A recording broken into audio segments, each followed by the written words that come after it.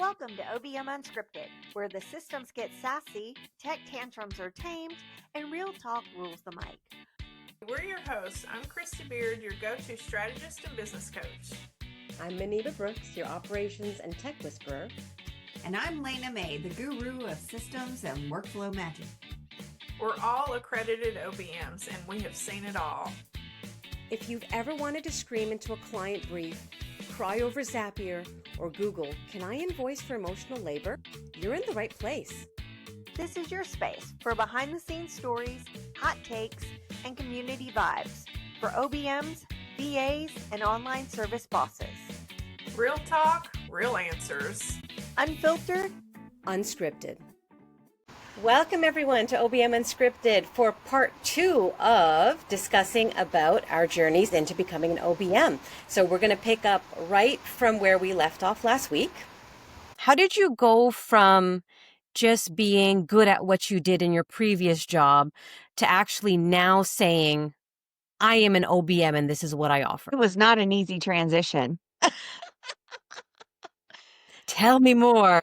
First, I had to figure out what to call myself in the language that the customer understood. Then I had to figure out who my ideal client was. And then I had to figure out where they lived and how to market to them. So it was this ongoing thing to get outside my comfort zone. I'm not so good at marketing people. So I had to go learn that marketing to people skill. It was just this roller coaster of trial and error. And luckily, we're at a time where we have AI and Chat GPT that can help us fill in gaps along the way.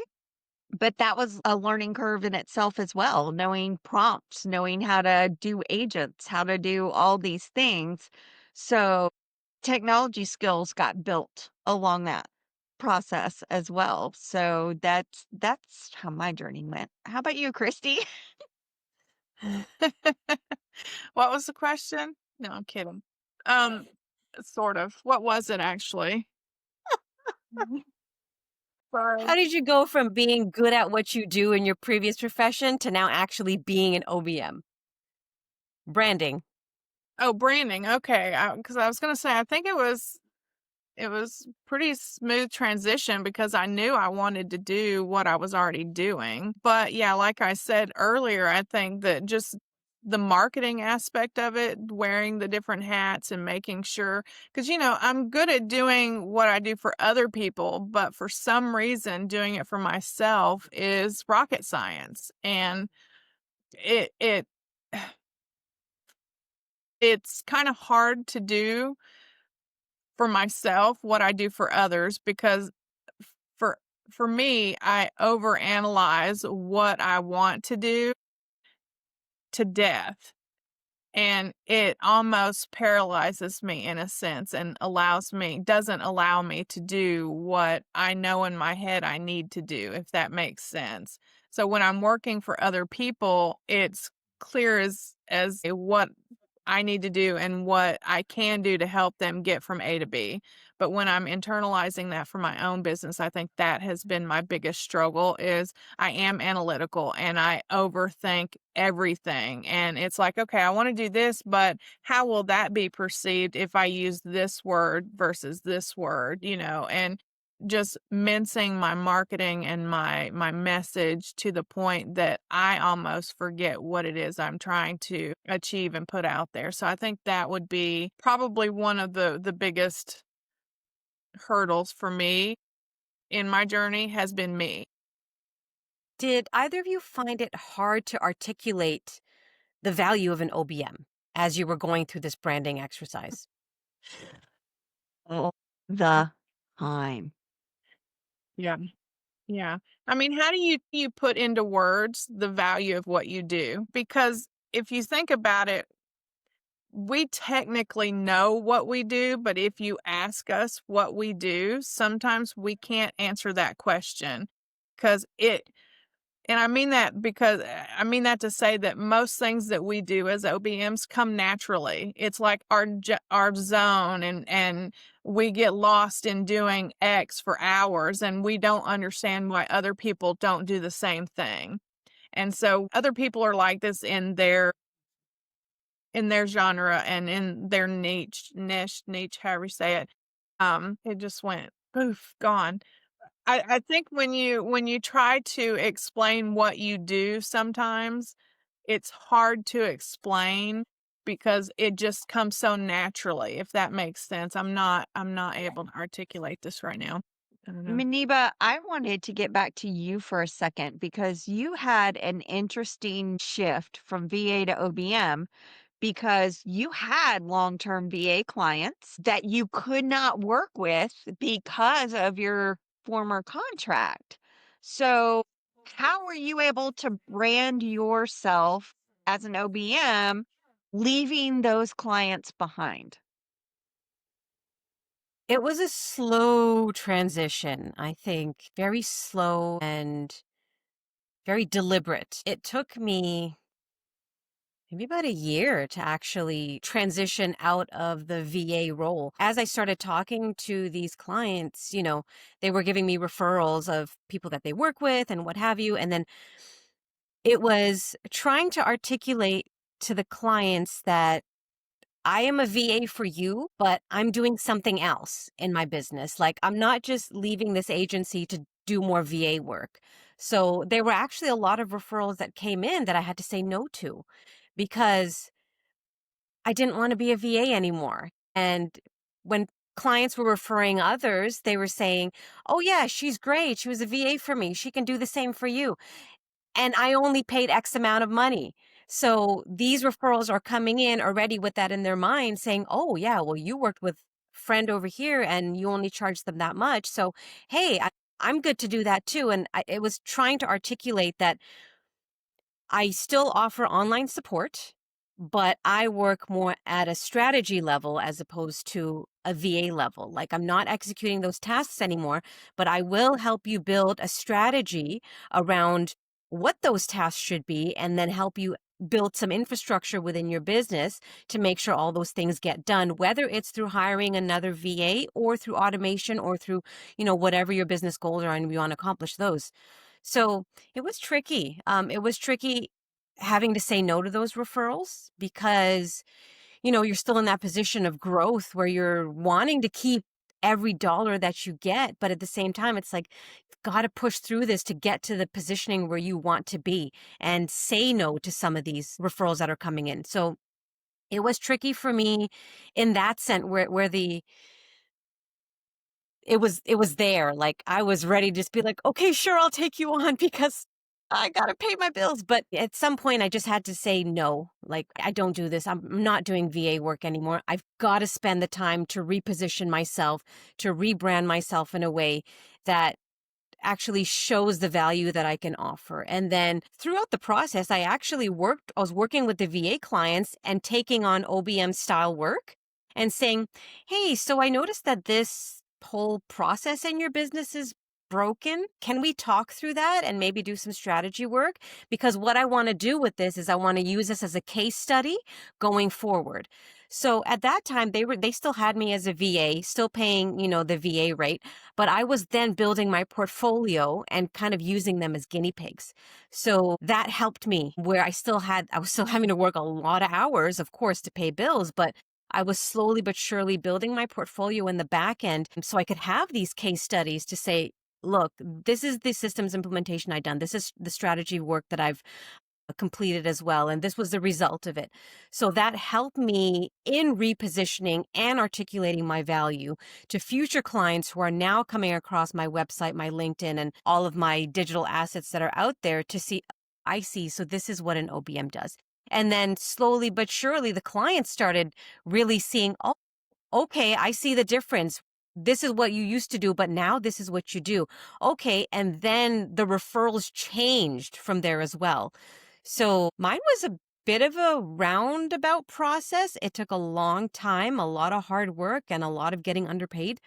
But I got there eventually. And leadership and strategy are the two hardest things for me to articulate as an OBM because leadership skills come so naturally to me based on the previous experiences I've already had, where nobody wants to take lead on this.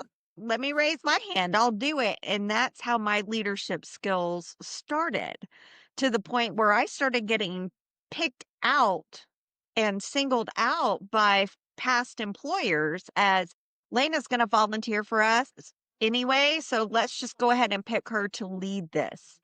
So articulating those leadership skills and articulating the strategy that I have for a business have been the hardest part of explaining value. Just like Christy, it's just like, I know what it is, but all the experience it took to get there has been difficult for me to put into words. So, like you, I've got to have some sort of case study. And luckily for me, I have a case study that I share individually with clients, not on my website, saying, here was the hot mess financially.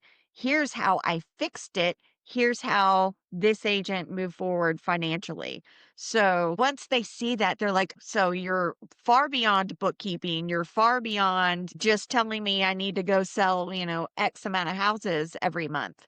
And now they're starting to see the pieces in place. And once I figure out how to articulate that better, that'll show up on my website. Go ahead, Christy. Well, I was trying to figure out how I was going to ask. So, when you guys were setting up your online business as OBMs, what process did you go through for your packages and your pricing? Mine was a long and drawn out process, I'll tell you that.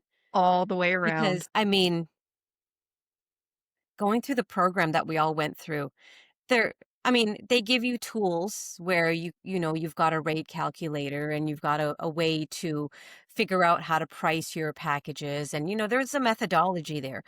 But I think for me, it took a long time because I was making that transition from VA to OBM. I couldn't just make a sudden leap because I still had to have money to pay the bills. So I was still doing a lot of high level work for a lower rate. And then working through my own imposter syndrome that was coming up, saying, well, you did it for this, and, maybe it's not worth more than that. Why would it be worth more than that? Really undervaluing the service that I was providing. It took a long time to eventually get to a point where, no, this is my rate, and this is my package, and this is what I'm going to offer. And it changed many times in between, of course. So I started out with one package, but then that changed a little bit, and then I refined it and narrowed it down significantly to now where I'm just working on systems and tech implementation.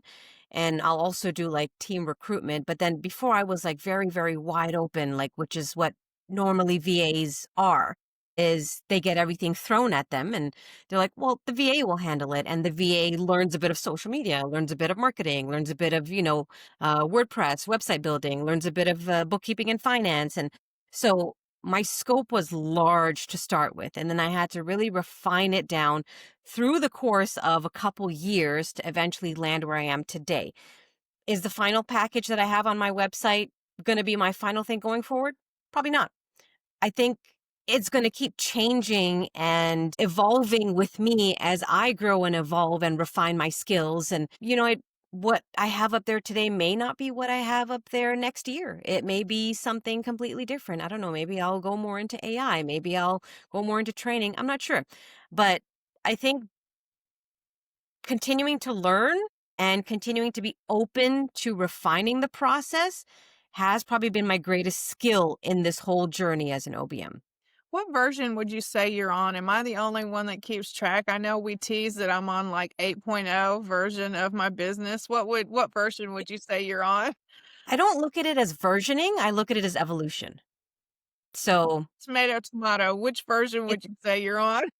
Nah, it's not. I don't think I wouldn't version it because the iteration that I had when I first started was not the same intent that it is now. The intent has changed. Whereas if you're versioning something, you're trying to get the same intent, you're just refining it on each version. My intent has been changing every single time. So I would call it an evolution. I wouldn't say a version.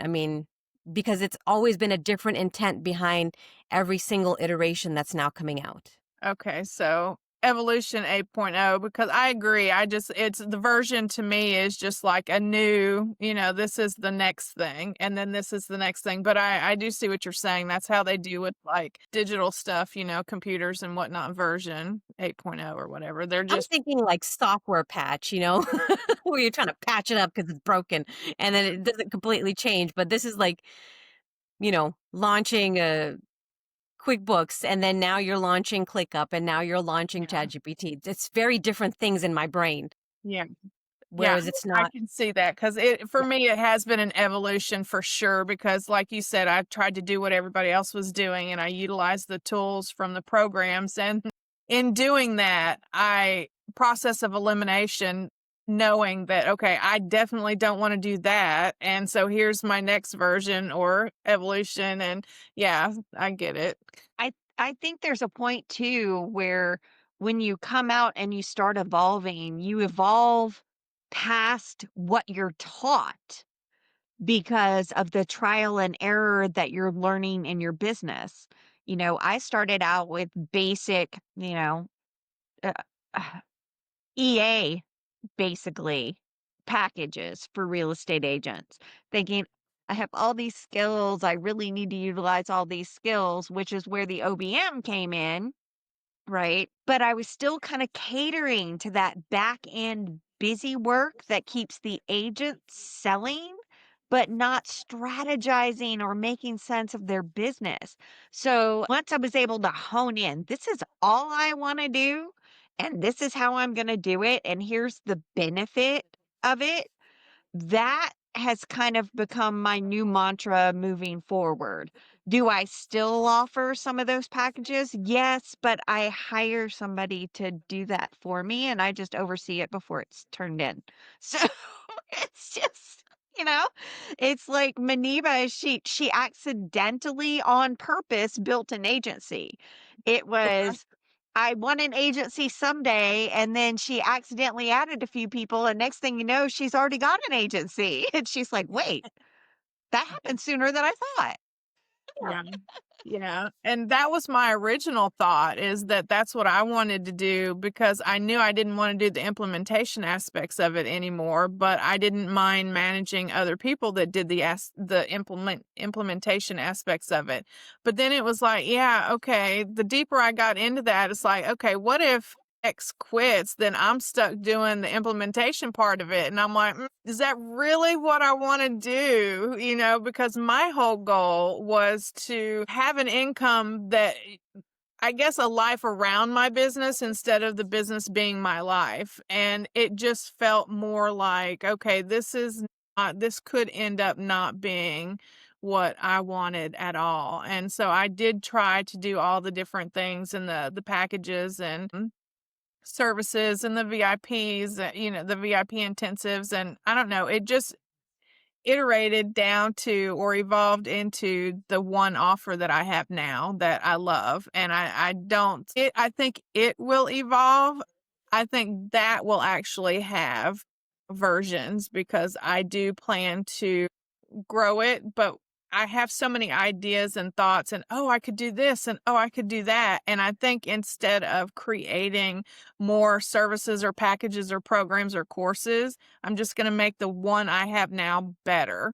And to me, I love that idea. It feels good. It feels like I have finally figured out in all my evolution iterations that this is where I think I want to land. So it will probably evolve and get better, but I think this will probably be where I land as far as what I end up doing long term. Once again, thank you for this conversation. We're going to stop here one more time as you can join us next week for part 3, and that will be the final part in this series of our journeys into becoming an OBM. We really appreciate everyone sticking around with us through this. Thank you so much, and we'll see you back again next week.